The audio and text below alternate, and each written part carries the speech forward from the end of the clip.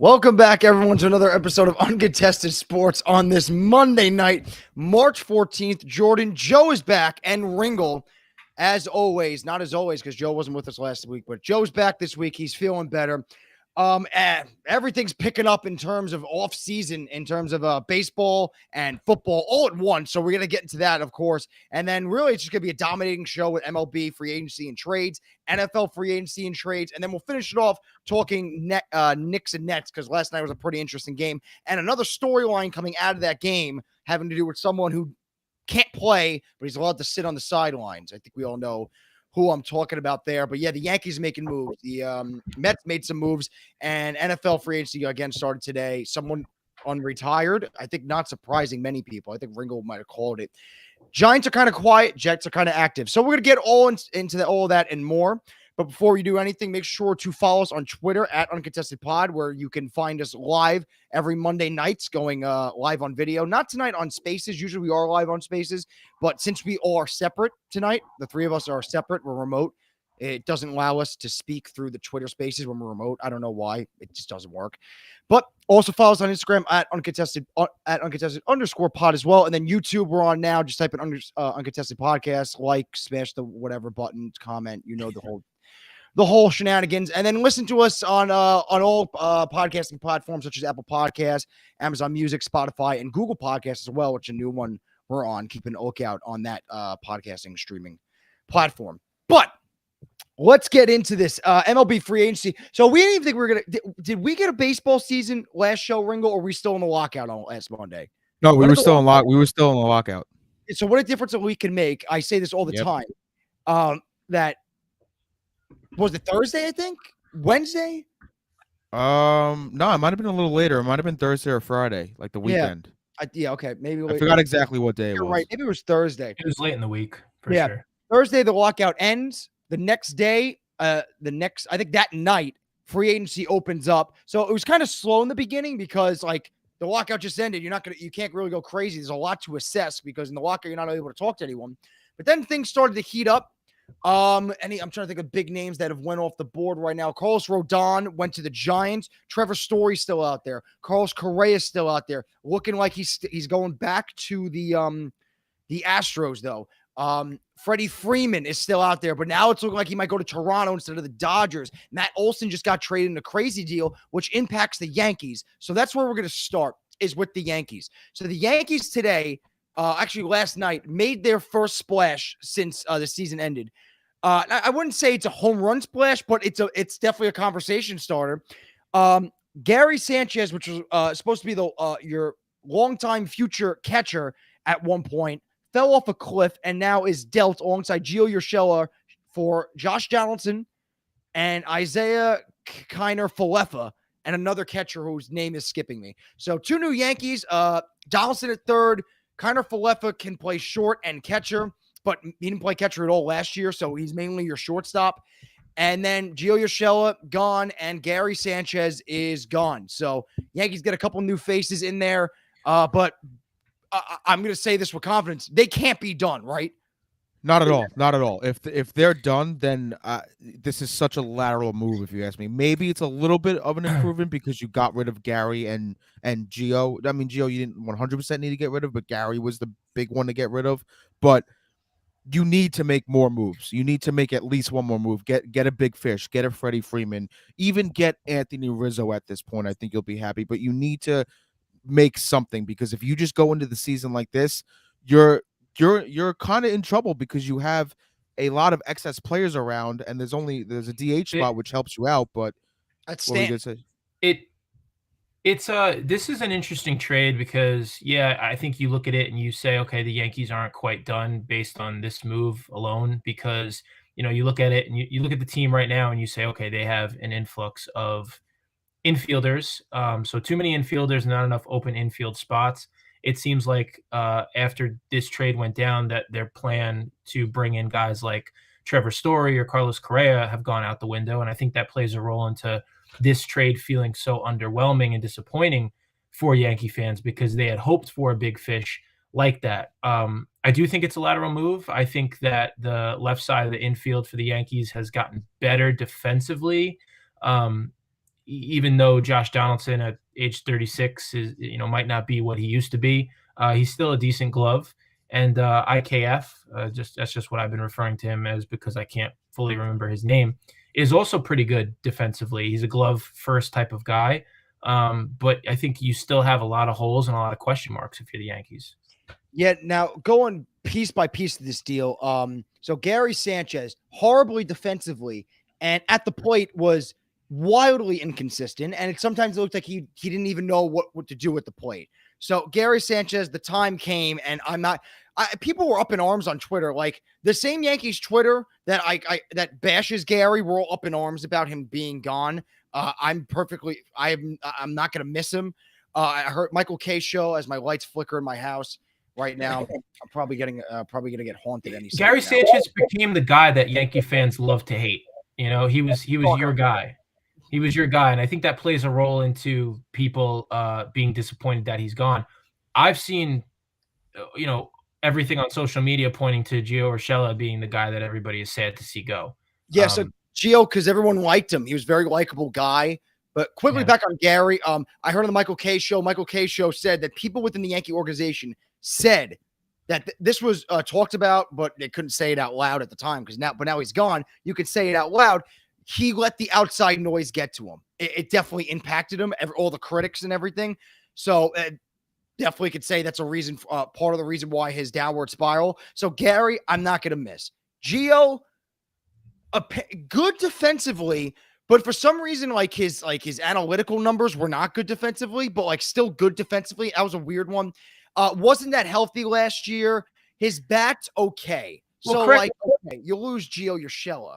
Correct me if I'm wrong on Gio. Gio had a knack for big hits from time to time. Am I mistaken? I remember that one big grand slam. I'm not going to say one big and downplay it. He had a gigantic grand slam in 2020. It's like a playing game against the Indians, like the best of 3 series against the Indians. He had a grand slam to give them the lead. They were down 3, and it was really monumental hit.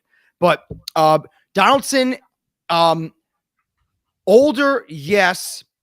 And here's the thing, which is weird. They're owing $50 million in the next 2 years. So that's weird coming from the Yankees, whose mindset is stay under the luxury tax, and we're not going to go crazy on spending. But Donaldson brings good defense at third, a better WAR than both Gio and Gary. I think both Gio and Gary combined. So that's the analytical darlings in the Yankees front office going nuts. He can hit home runs. I think he had 26 home runs, 70-plus RBIs, batted in the 260s near the 260s. I think it was 240s. 240s, my bad. I'm thinking of Kiner Falefa.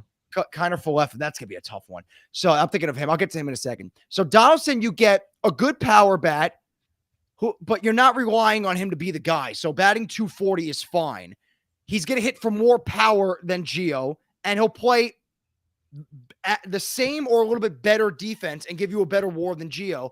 And then you look at shortstop, what Kiner Falefa, much better than any option on the team at shortstop. He won Gold Glove at third base.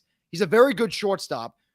Could win Gold Glove again. He's that good over there. So you immediately increase defensively over there. He's not going to hit for power. He hit in the 270s last year. So decent average, but just no pop on his bat. So the Yankees here, they upgraded something that they were horrible on last year, which was their defense. But did they not go far in the playoffs because of their defense? No, they went far in the playoffs because of their pitching. They didn't go far because lack of pitching, and now since 2017, they can't get the big hit. I think that's the thing. When you look at this trade is a lateral move. If anything, the team got a little bit worse if you want to, have it go in one direction or the other. And this was a team that was not competing realistically for a World Series last year, and this move doesn't bring them any closer to doing that this year. So it's a little bit of a head scratcher. You also have to wonder, in Josh Donaldson at 36 years old, how often he's going to be available. Because this season could very quickly turn into a season where Stanton, Judge, Donaldson, all these guys that are supposed to be your power bats, have played very few games together, and things can fall apart pretty quickly. I don't want to jump over to the Mets too soon, but it's kind of the same situation in New York with the 2 studs that we have in our pitching rotation, Jacob deGrom and Max Scherzer. I mean, you have so much riding on that. If they're not healthy, and then the whole thing could fall apart. I see the same thing happening with the Yankees. Right now, I don't think you could say this makes them work. Right now, I don't think you could say this. Yeah, makes them I disagree with that. I don't. disagree No, with no, that. no. They upgrade. It's not a I'm crazy not- upgrade, but they upgrade over Gary's complete inconsistency and Gio being average. And But defensively, they take a huge step. I'm saying He's not behind the plate. Higashioka is miles better than Gary. I'm saying that this is a lateral move, but if you wanted to put it in one direction or the other, I think that if anything, it makes them a little bit worse because I don't think it's I think this just adds a lot of questions with your infield and some holes at catcher, honestly, because I don't think that you have a true starting catcher. It's just going to be a platoon between two guys. And I also think you guys lack a lefty bat. I mean, the guys that you brought in are both righties. So I think that this brings more questions than answers. No, Yes, it answers things defensively to a certain extent, but that's about it. The questions were already there on the infield. And yeah, this doesn't address the lefty bat situation, but I don't see this move right now. This move isn't bad. If this is the only move they make, and I don't think it's bad.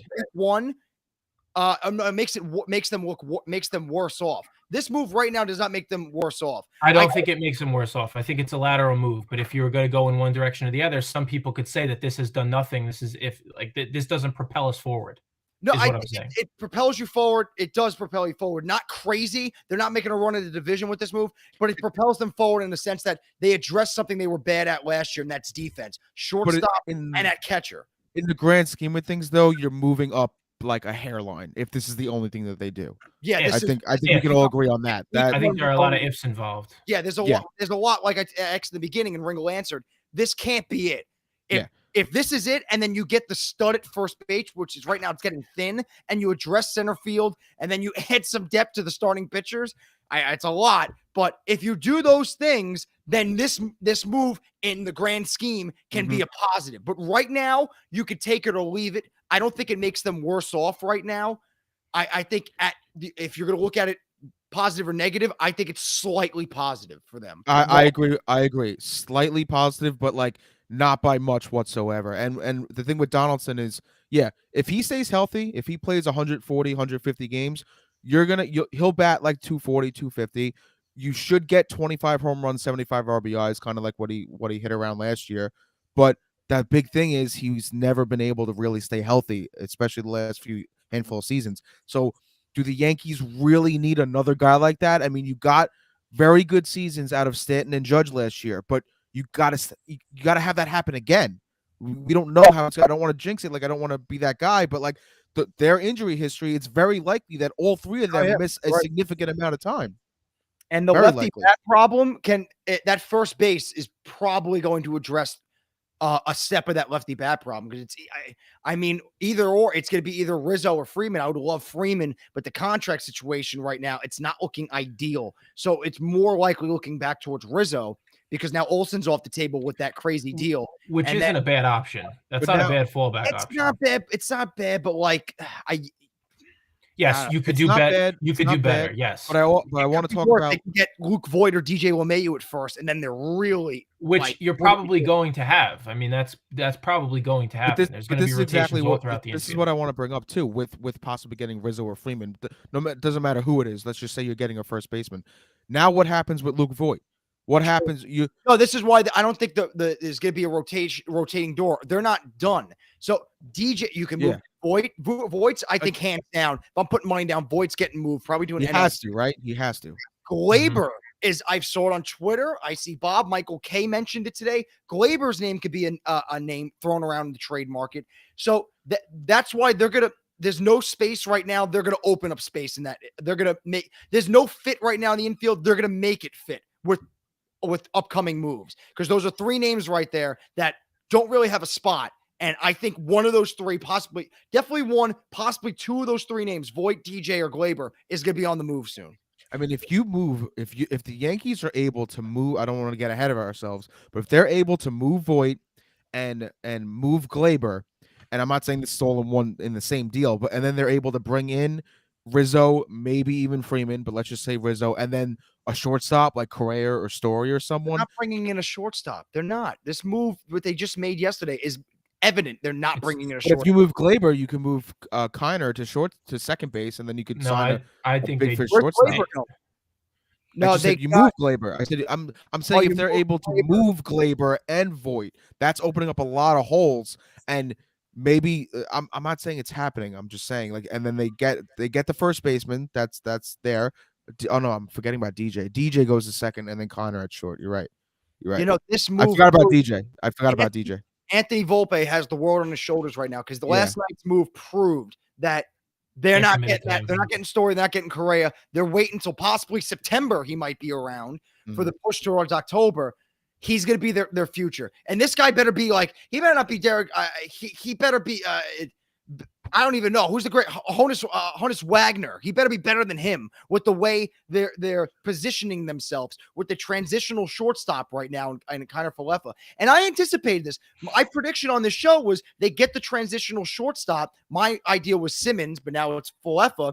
Then they get the stud at first baseman, and then they get a good center fielder. So right now that possibility is still there. Is they get the transitional shortstop, which is Falefa. The first baseman stud, I really want Freeman. Rizzo would be a step back, but I guess I'll take Rizzo if it's better than Voit because they cannot go in with a right-handed first baseman. Well, Rizzo's a step back from Freeman, but it's a step up of what you have now. It's completely better. Yeah, Rizzo is completely better. Okay, yeah. If you need Rizzo, but you got to address center. Aaron Hicks cannot be up. Here's our day one guy. That guy can't stay healthy. And when he is healthy, he's mediocre at best. Yeah, he cannot field. He can't field. If you're being honest, I think center fields are more of a need than first base right now.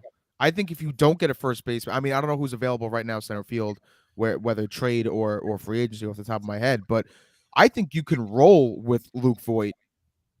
No. Or DJ at first and get a center fielder that could hit. Freeman and Rizzo's defense is miles better than Voigt's and what's his name? DJ's first base. And Voigt's coming off a season where he couldn't stay on the field, and DJ's coming off a terrible year.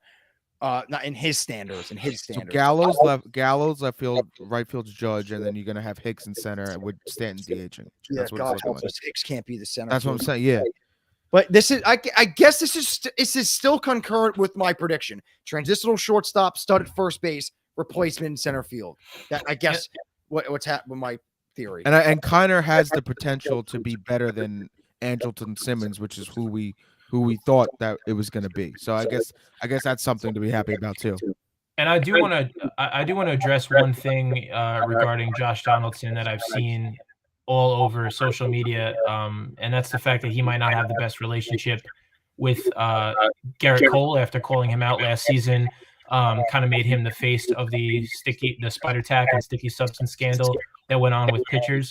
I don't know why fans are putting too much stock in that. I don't think that holds really any water. I mean, these guys are adults. They're playing for the same team. They should be set on the same goal, and that's winning a World Series. So also, rumor has it that the Yankees brass went to Cole, gave him a heads up that this was happening, and he said he would be fine. So for all the fans complaining about that and thinking that Cashman is a fool for making this type of move and bringing two guys that don't like each other into the same locker room, I think that's a load of crap.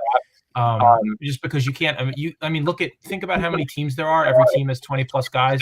Do you really think that all 20 guys on every single Major League Baseball team like each other? Probably not. So I don't think that's an issue. I think it's worth mentioning. And then another name that came off the one of the names I mentioned. Oh, quickly on Donaldson. Donaldson's also could be a very good locker room presence and a different type of personality that the Yankees have not had in a long time. That like rough, tough, gritty personality reminds me of an Ian Kinsler back in his Ranger days. Every time after every game, he'd always have dirt head to toe on his jersey. That's a Donaldson type of guy. But the name that came off the board was Matt Olson going to Atlanta, which pretty much ensues that Freeman's out the door of Atlanta right now. And the Yankees were involved with Olson, but the price was steep apparently. And I saw comparisons of what the Braves gave up for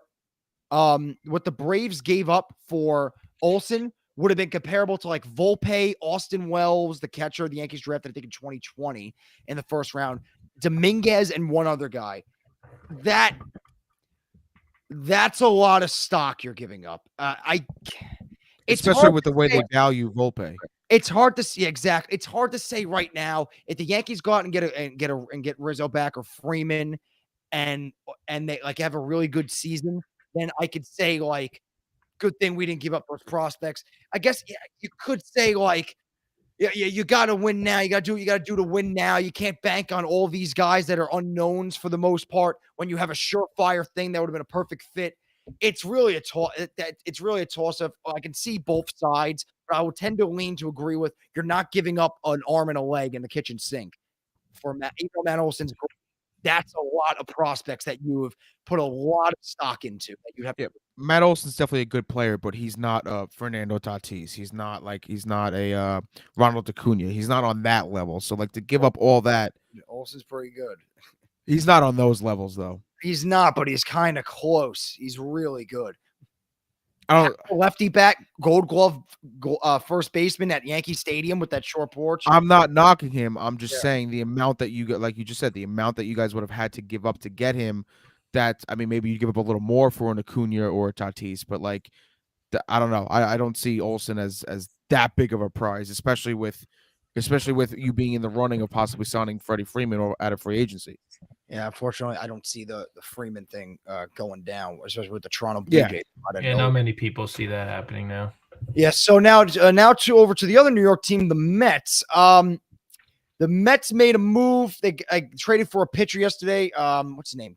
Chris Bassett. Chris Bassett. He basically stole all the A's players for their fire sale. We got Starling Marte. All the fire sale. Yeah, Chapman's like the last guy left, and then some other starting pitchers. But then they get Bassett. You have Starling Marte in center. I forgot the Mets got Starling Marte, but they got him. It feels like an eternity ago. Mm-hmm. So yeah, Mets make a good move there. They address bullpen with Adam Ottavino. He's not that good though. He might drive the Met fans insane.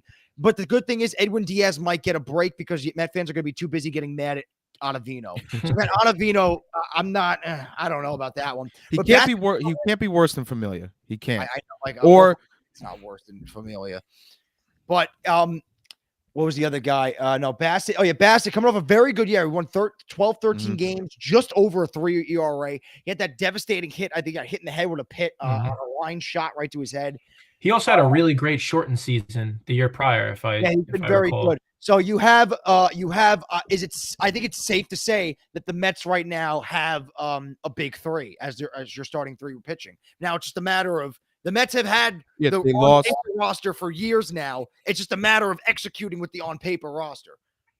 Exactly. Yeah. You can go, Joe. Go. Guys were battling there. We did. I'll be quick. I just want to revisit what I said earlier when we were talking about the Yankees. It comes down to health. I mean, this team for the last couple of years has been great on paper. I think they're listed as like a top 6 or 7 team the last time I checked. The predictions and projections for next season. It comes down to staying healthy. It comes down to actually executing on the field. Max Scherzer and Jacob deGrom are probably the best 1-2 punch that you could possibly have in the major leagues. But again, health is a concern. We saw Jacob deGrom not really be able to stay healthy, especially last season, although I do attribute some of that to mismanagement by the Mets pitching staff. And then Max Scherzer, yes, ace pitcher, but he is, I think, the 3rd oldest pitcher in the league. But again, even if he regresses or doesn't pitch up to his standards, he's still better than majority of the pitchers in the league. So, yes, great on paper. Will it pan out? Mets fans have to be cautiously optimistic. Without a doubt. I mean, you can't get too overly excited. I mean, what'd you say, Joe? They were top 6 in the. I think they were 6 in the power rankings that MLB put out, and the Yankees were 5. The MLB always ranks them extremely high every year, and yeah, maybe they are top 10, especially with the moves they made.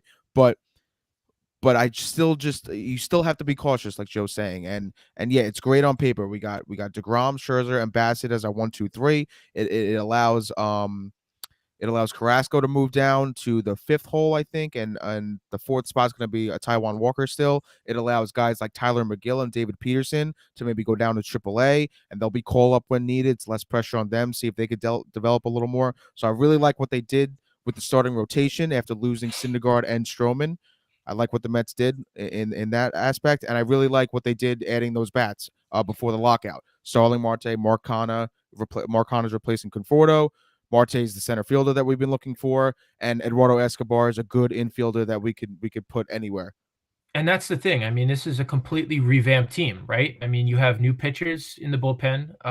Look, we're still missing a lefty arm. I think that's something that we need to address.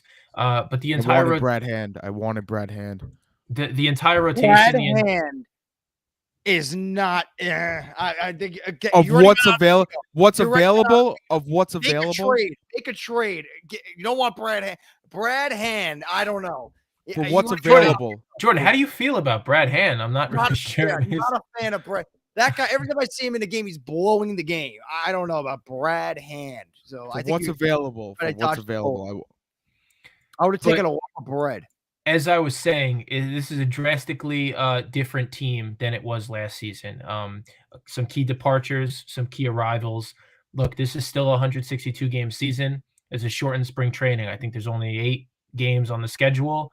And only a few weeks to prepare for the season. So just like the Yankees, just like every other team in the league, there are a lot of what ifs. A lot of things need to pan out this season. Obviously, health is the number one concern. We need Pete Alonso to be Pete Alonso. If McNeil's around, we need him to kind of, come back into the form that we saw a couple of years ago. We need guys to produce. It's as simple as that. We don't need to be knocking home runs every single game, but we do need to be getting on base, hitting for average, playing small ball when we need to, and then closing out games when it matters most. So big question marks, but yes, Ringle, I agree with you. I like all the moves that we made in the offseason. We have an owner with deep pockets who's not afraid to spend, just like he's not afraid to just share his thoughts without thinking on social media. It's going to be an interesting season. And I'm really curious also to see what happens with guys like Jeff McNeil and JD Davis. I think there is a chance that we do see another trade, maybe for a bullpen guy, but the Mets do have a lot of depth in that infield. And they even have Robinson Cano still on the roster. He's still around. I know he's still around coming off the suspension. Where's Cespedes at? Is he still technically? No, I don't think so. I don't think he's on the book. I mean, you never know. You never know what. That's what that's a fair question, right? It is a fair question, but I mean, Cano, I don't see them moving Cano because I don't know who's going to trade for that contract. I think he still has all. I think he still has like maybe. At least 3 maybe years. The Yankees will after paying $50 million for Josh Donaldson. So we should. You never know. Give him a call.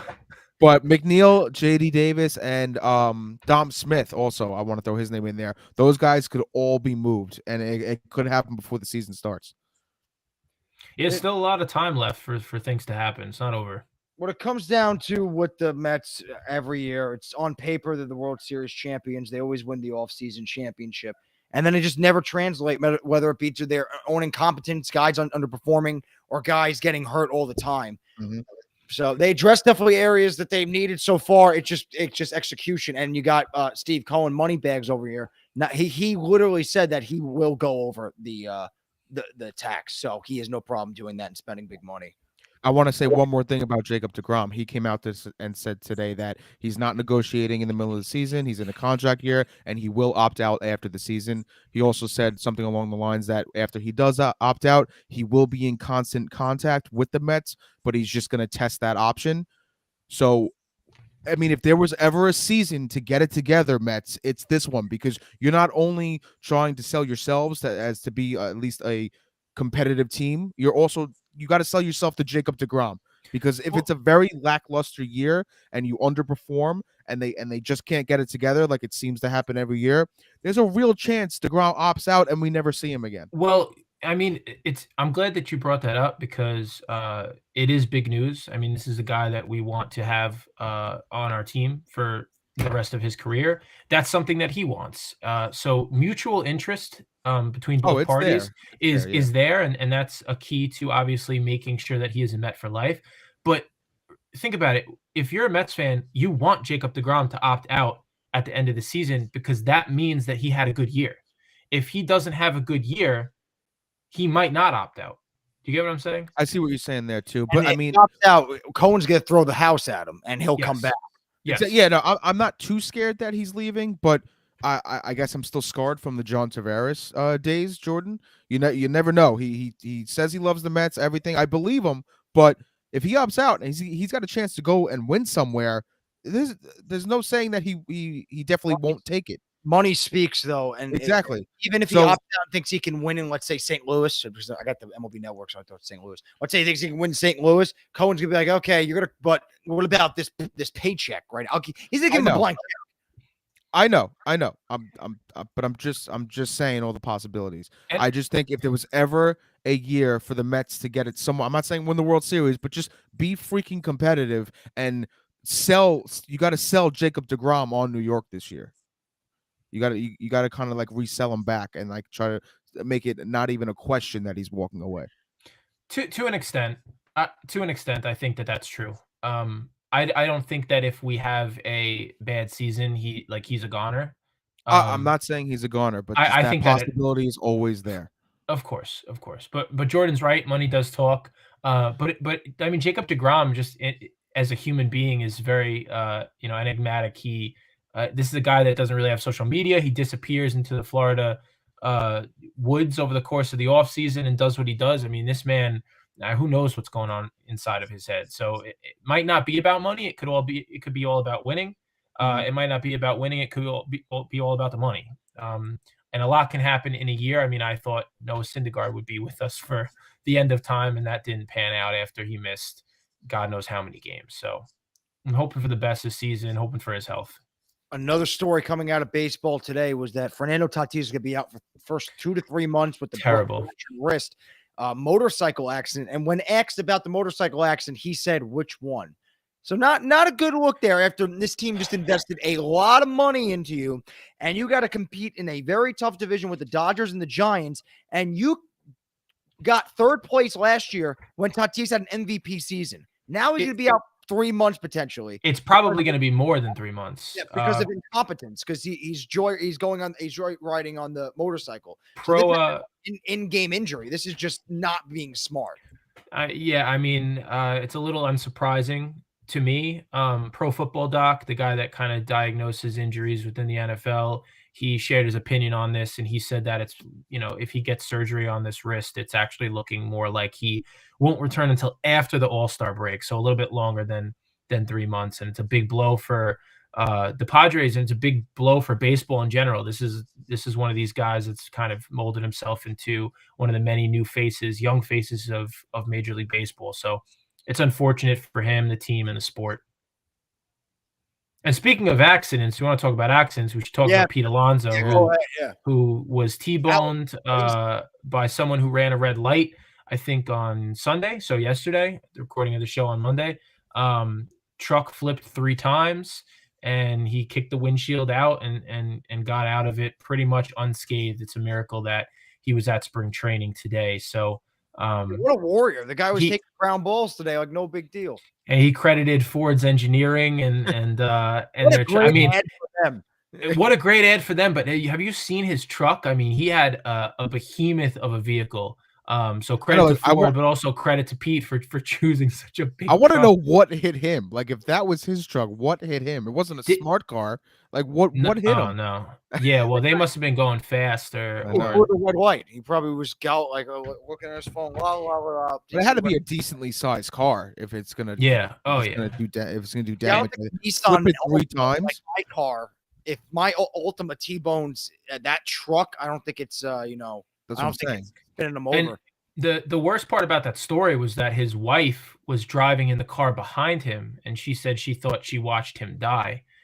So just, I mean, could have been absolutely tragic, but everybody's okay. And Jordan, you're smiling. I heard a funny joke on Michael Clay's show today. You guys know Chris Carlin?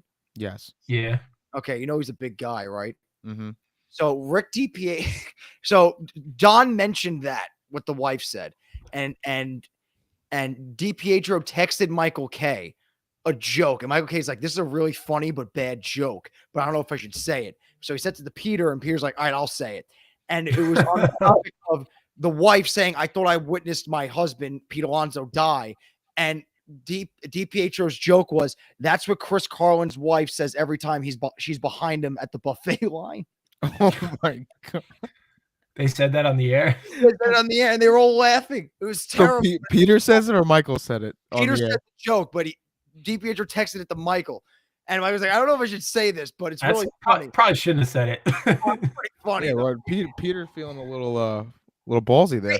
If what's it called? If Pete Alonso, the guy who almost died, could have a sense of humor about it and crack a joke about Ford's trucks, I think we can. We're not making fun of them. Oh no, I know. We're making everyone's okay. Thank God, Yeah. right? Everyone's okay except Pete for did. Chris From what like Pete's interview and whatever, he did seem like shaken up. He was shaken up from it a little mentally bit. shaken up with him and his wife and the guy. All too. Everyone was fine. Mhm.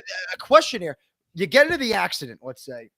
So let's say Ringle, you're driving. You get hit same way. You flip over. This guy hits you. Same exact scenario, but it's just you. You get out. You're okay. The other guy gets out, and you're okay. What's your reaction to the guy? Just throw my hands up at him, like what the hell? where'd you come from, man? Like, what were you doing? Right? Yeah, I don't know what I would. I'd be like a combination of like frustration and annoyed, but at the same time, like I'm Like, all right. But think about this situation. It was Pete Alonso. Imagine being that guy and you did that to Pete Alonso. Yeah. Imagine he was like a Met fan. Imagine he gets out of the car like, oh my God, man, I'm so oh my God, Pete Alonso. Pete What's Alonso, going on? I almost killed you. Yeah, I mean, not again. We're joking about it, but yeah, Not funny, Ringle. It's not funny. it's not Don't funny. laugh. All right, it's from one free agency to another.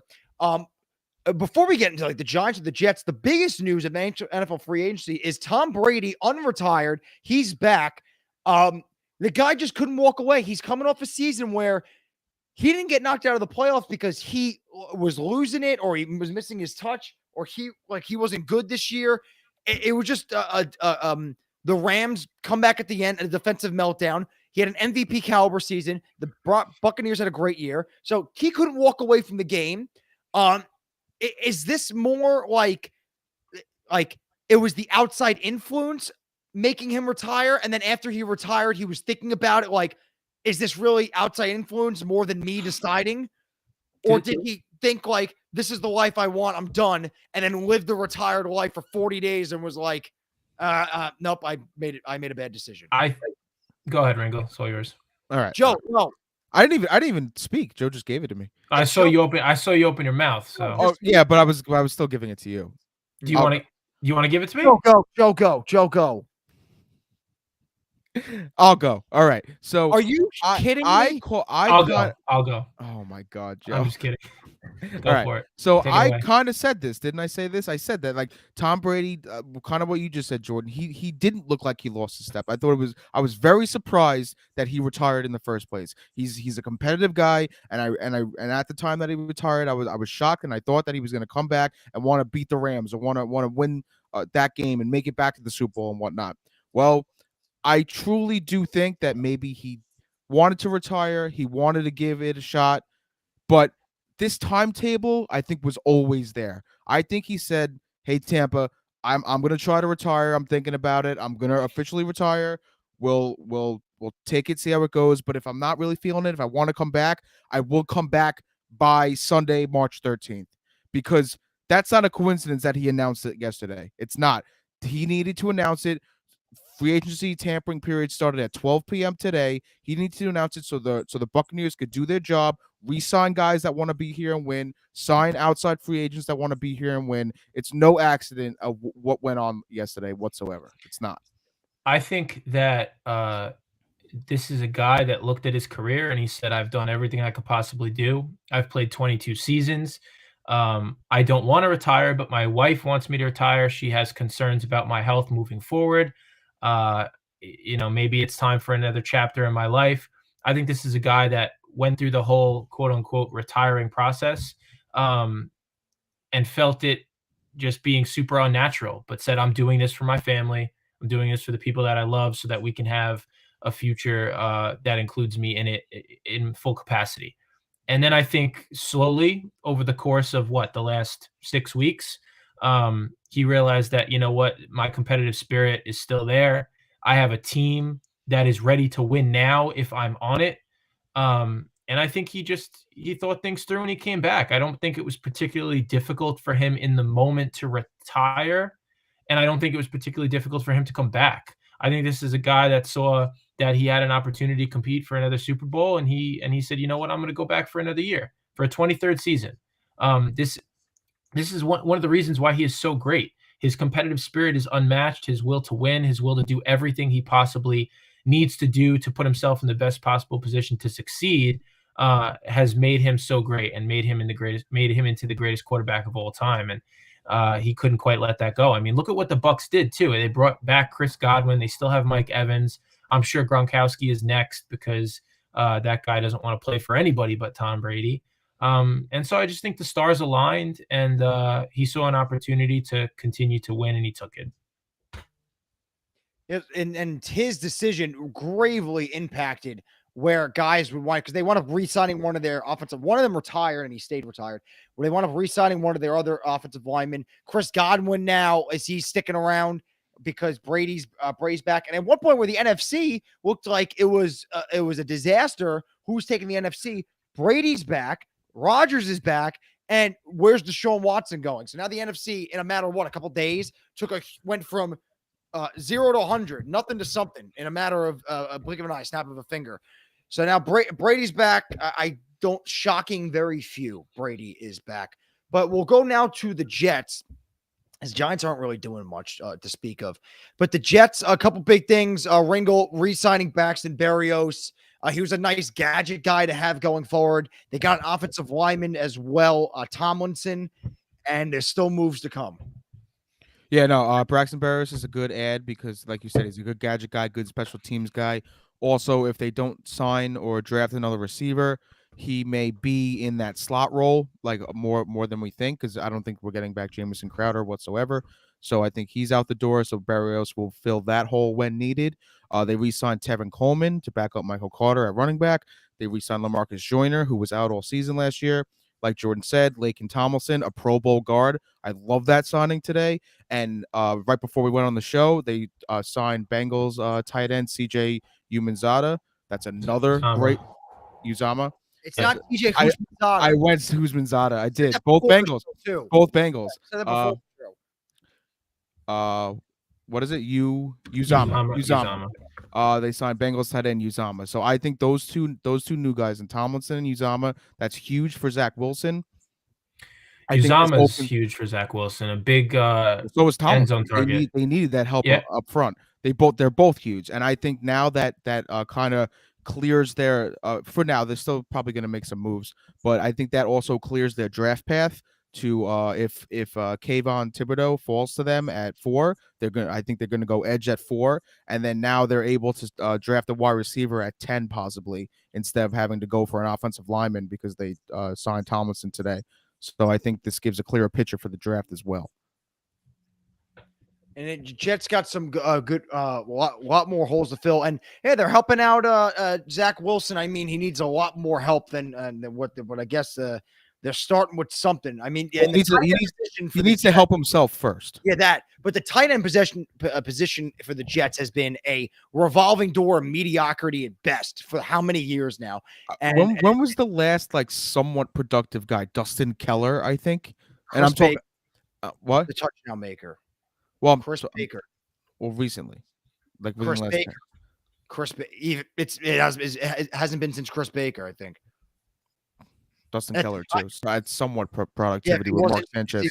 If he wasn't busy pleasuring himself in a parking lot car. That wasn't Dustin Keller. That was Kellen Winslow. Oh, my bad. They were both tight ends, and the name sounded similar. Kellen Winslow Jr., not senior. Yeah, junior.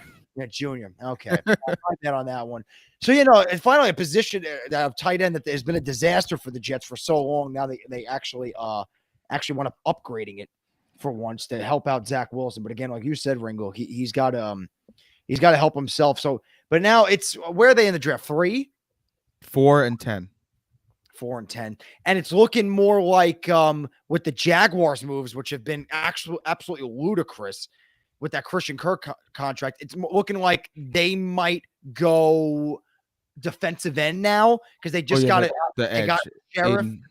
The edge, Aiden Hutchinson. Mm-hmm. So that's a name that, because it was between, I think, Evan Neal, the tackle, as well as what's it called? There's an Iconu too. He's a guard. I think. Just got Cam. I think they got Cam Robinson back. The Jaguars. Yeah. I'm pretty sure at tackle. So I don't know if he's the same side as Evan Neal would be. So they got Cam Robinson back, and they got another offensive lineman. I'm forgetting who. The guy from the Sheriff. Yes, Sheriff. Yep. There. Yeah. freaking team? The Guardians? The Commanders. Commander. Guardians or Baseball. Cleveland. The two dumb new names, that I'm gonna. Who are the Yankees playing this? Oh, they're playing the Commanders or the No, Guardians. the Guardians. The Guardians. Oh, it's so stupid. But yes, All Jordan. the So, yeah. dumb reasons. What's more stupid, the name or who's under center for the Commanders? Who's under center for the Commanders? Carson Wentz. Oh yeah, they got a new. Did you see when they got Carson Wentz? Their Super Bowl odds went from plus 5,000 to plus 5,000. No, I didn't see that. It didn't move. So Hysterical. like the minute before they got Carson Wentz plus 5,000, they get Carson Wentz. It didn't move because they're like, this guy's like he'll have his spurts and then he'll just have a late season collapse. It would have been funnier if it went down. Right. But yeah. That'd be so embarrassing. That'd be really embarrassing. But now on to the Giants. Giants have not done nothing crazy so far, but a name that is now off the team is Mr. Potato Head over here is Evan Ingram. He's now in the Jaguars. He joins the Jaguars spending spree. They gave, $21 million a year now to Christian Kirk. And I just saw a tweet during the show. With all the money that the Jaguars have shelled out towards wide receivers, they still need wide receivers because it's been the one guy. But the Giants, Joe, a couple positions of need that they still need to address. Offensive line, they did address it. I forgot the guy's name, but nothing major from them so far. Well, wait, we're breaking news. They just signed a center also. So that slightly before the show, they signed Colts offensive lineman Mark Lewinsky, and now just now they signed where is he? Giants are signing John Feliciano to play center. Well, yeah. So Mark Lewinsky, we spent a lot of money on. Probably not going to be able to do much after that just because we don't have a lot of money to spend. That's kind of what the narrative has been this whole offseason. But Mark Lewinsky started every game for the Colts. He played on their offensive line, which was really strong last season.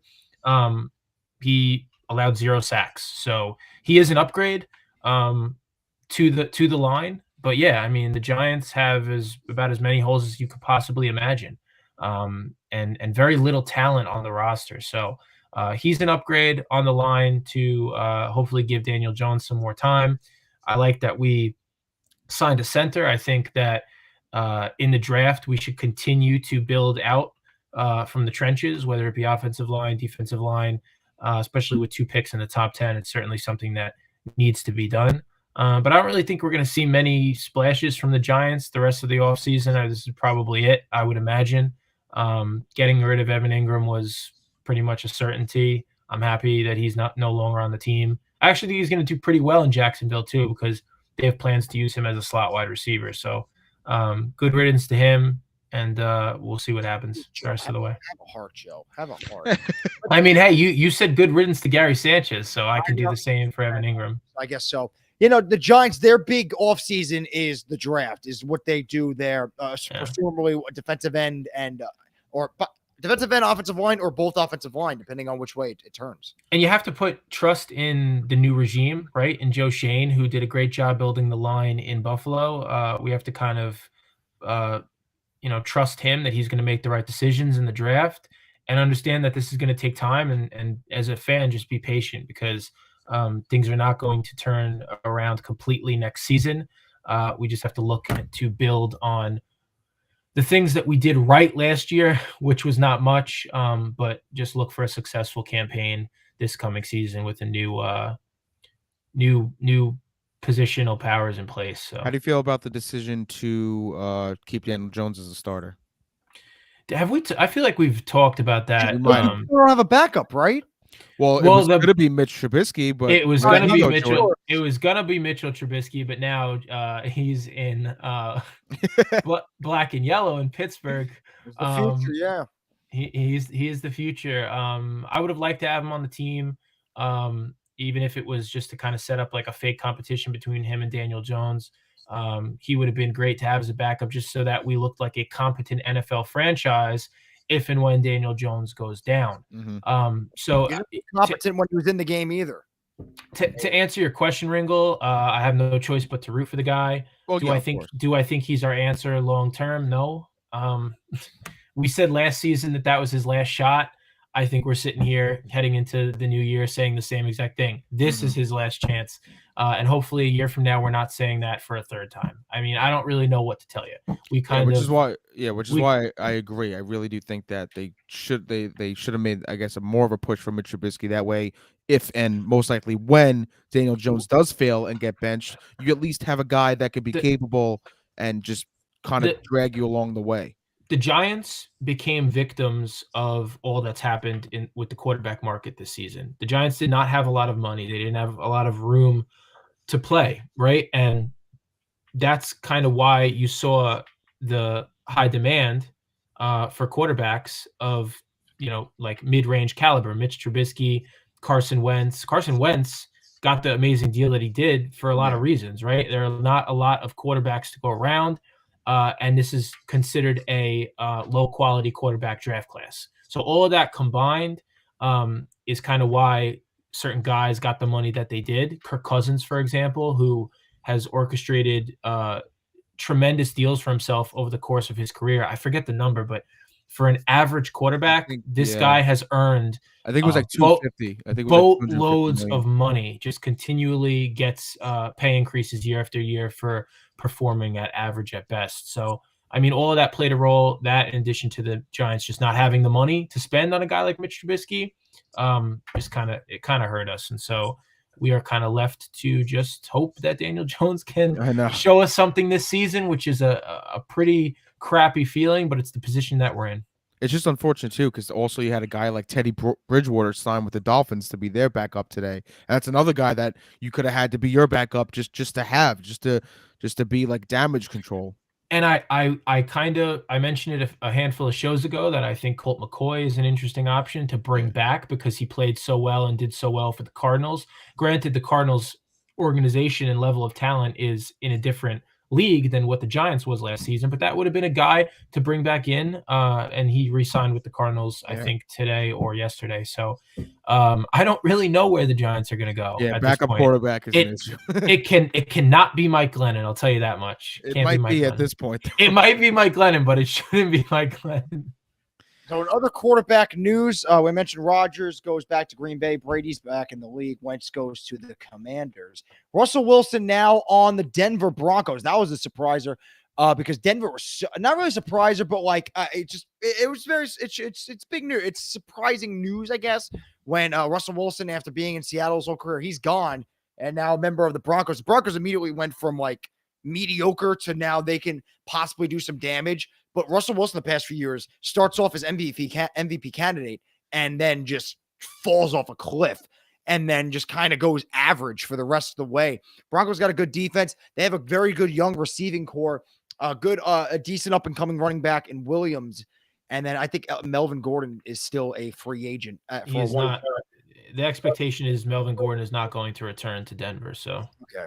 Yeah, so Russell Wilson now a member of the Broncos. AFC just gets tougher and tougher, and then we don't know where Deshaun Watson's going. He's been cleared of all criminal charges, so he met with the Panthers and the Saints today.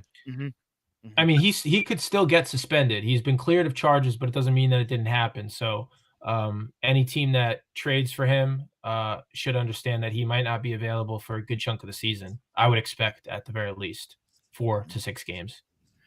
So now, go ahead, Joe. I want to say one thing about Russell Wilson and the Broncos. So the Broncos make this move. They give up what they gave up for him, and there's a very real possibility that they could still finish 3rd or even 4th place in that division.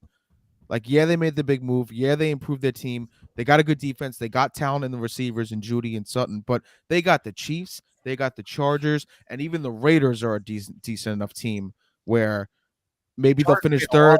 Too. They just made a lot of moves. Yeah, the Chargers just got J.C. Jackson, and I'm off the top of my head, I'm forgetting who else they got. Re-signed Mike Williams. Yep. So that's a very tough division. You're kind of looking at 3rd place at best.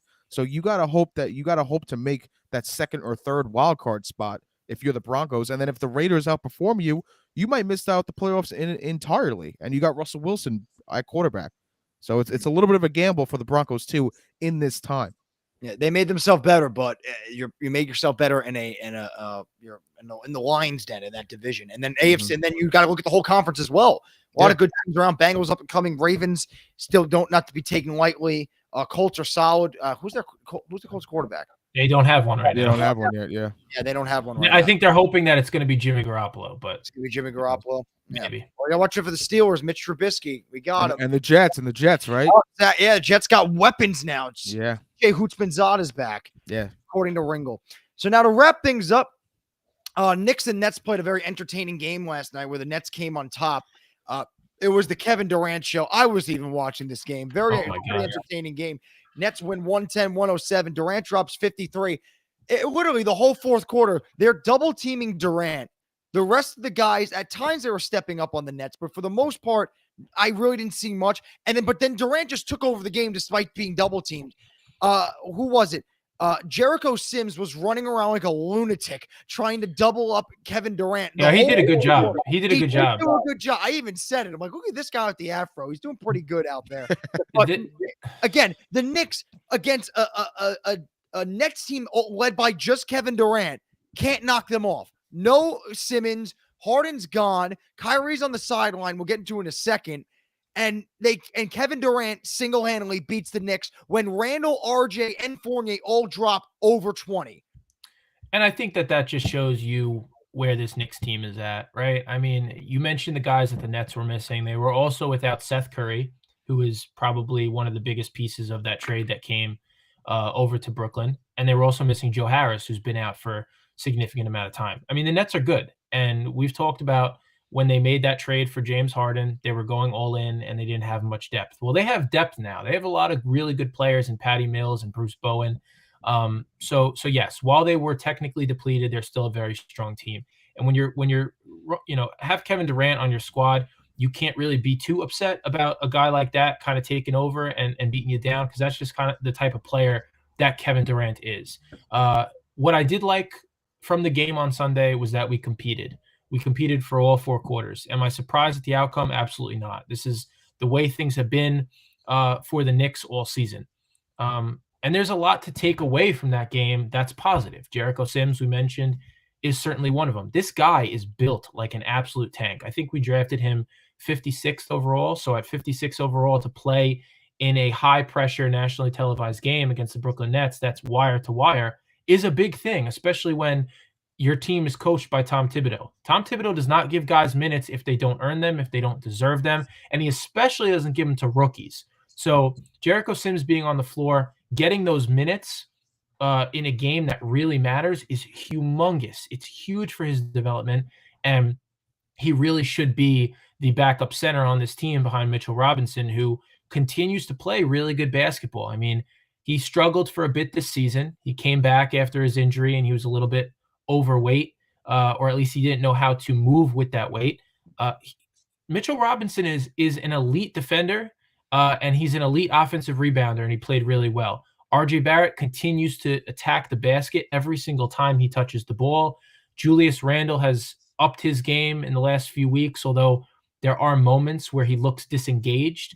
I talked about it a couple of weeks ago on the show. I don't think that Julius Randle has the ability to be a leader for this team. His body language, the things that he says, his inconsistencies have proven that. And Emmanuel Quickley, last positive note that I will mention is Emmanuel Quickley. He has also upped his game in the last few weeks. He's proven to be a really good point guard at certain times. He shoots 40% from three, and he's a good assist man. He gets the ball up to those guys above the rim, and his floater is dangerous. So there's a lot to like from that game, but this is what the Knicks have been all season, right? They can blow out a team one night, which they did for their 3-game win streak. I was just going to say they were teasing us with those three straight blowouts. And that's what they've been. They've been black and white. They've been Jekyll and Hyde all season long. They can go out and do that. They can blow a game against the Phoenix Suns, the shorthanded Phoenix Suns that they should have won. They can take that down to the fourth quarter and then take their foot off the gas. They could blow out a team, and then they compete for 4 quarters and then never quite get there in the end. This is just who they are, and we have to accept it. Then you have the side storyline coming out of that game is the Kyrie Irving situation with the ludicrous vaccine requirements. He's sitting at sideline hugging Kevin Durant, unmasked, unvaccinated, but can't play in the game. And again, if the Miami Heat come into Brooklyn and Jimmy Butler, let's say, is unvaccinated and he plays, he's fine. But Kyrie Irving can't because he's on the Nets. It makes no sense. And even Kevin Durant called out the mayor of New York after yesterday's game and was saying this is ridiculous. And I think people are starting to realize this. I can't believe it took this long. Actually, I can believe it took this long for people to realize that this whole vaccine nonsense is all political. It's all about leverage. You know how bad of a look it will be if the NBA or New York City just all of a sudden goes, up, nope, Kyrie, you can play now. No big deal. They can't let them have that leverage. So they're going to hold on to this. No matter how stupid and ridiculous they look, they're going to hold on to this rule until Kyrie caves or this all blows over. And it's not caving or blowing over anytime soon.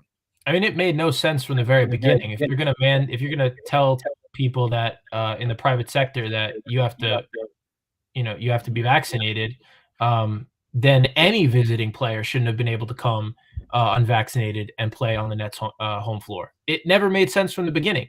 Kyrie Irving is only eligible to play in 4 of the Nets' remaining games, and this is a team that is fighting for playoff position in the Eastern Conference, right?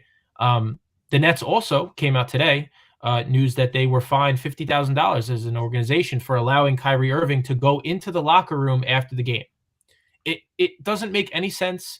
A lot of people want to paint Kyrie as the victim. A lot of people don't. They say, look, he could have avoided this if he had just gotten the vaccine.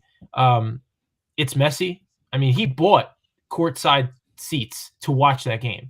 It's not like he came and sat behind the bench. He bought tickets to sit in those seats. It's dumb. It doesn't make any sense. It seems like it's a flex from the authorities in New York to kind of just maintain control over something. Do you know his reasoning behind not getting the vaccine? What's his reasoning? Do you know it? I don't know. Do you know it? Are you asking I don't know. me? I'm asking you. No, I don't know if he actually ever disclosed it. Probably the most that he's ever said was that, look, this is just a personal decision. I don't feel like getting it.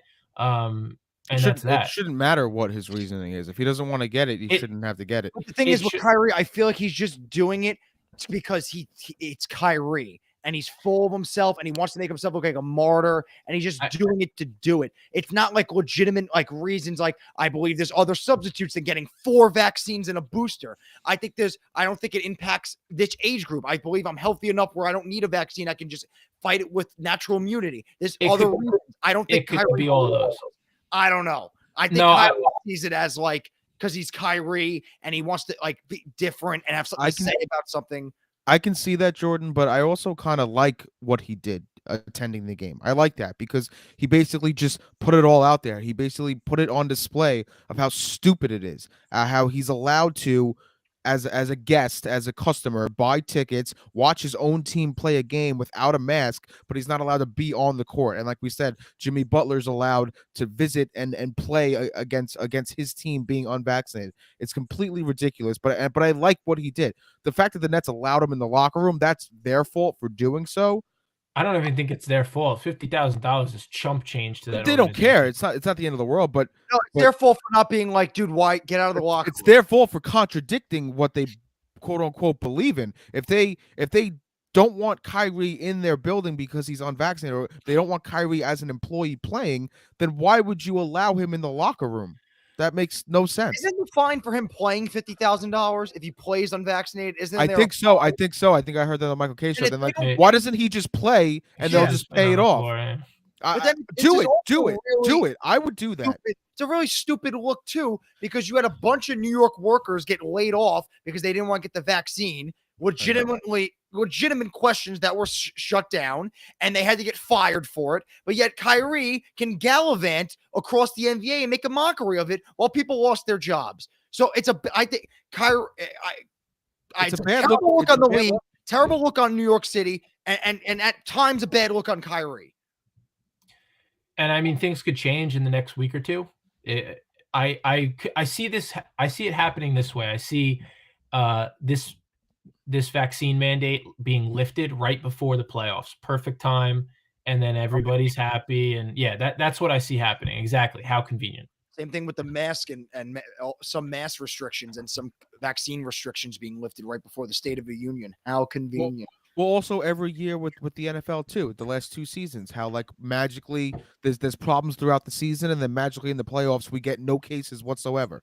They lift all that. That happened during the football season. The most recent one where it was like, you know how many Steeler games had to get rescheduled? Yeah. And I guys said the last 2 seasons it happened.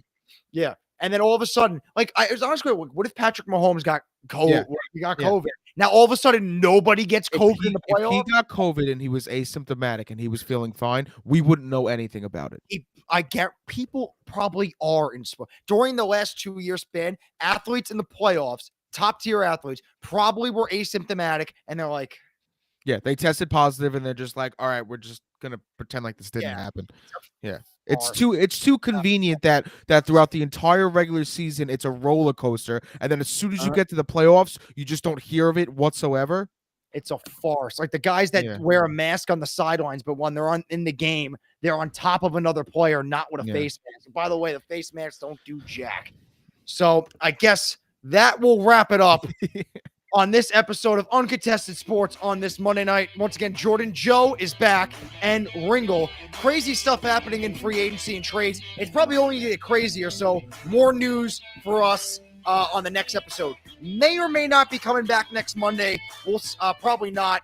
So we'll see you probably all in 2 weeks. Once again, for Uncontested, Jordan Joe and Ringle. We'll see you then.